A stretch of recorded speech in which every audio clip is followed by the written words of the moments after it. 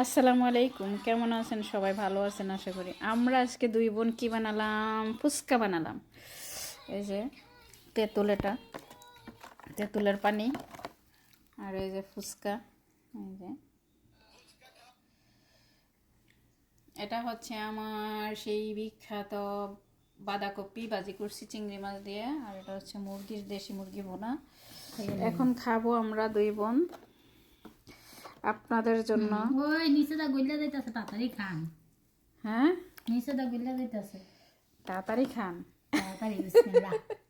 তাড়াতাড়ি ওই যে খাইয়ে লাইতেছে আমার রাইখা। এর ভিতরে মরিচ দিছি, মরিচটি ফালায় খা। তুই খাইলে মরিচ ফালায় খাবি। করেন।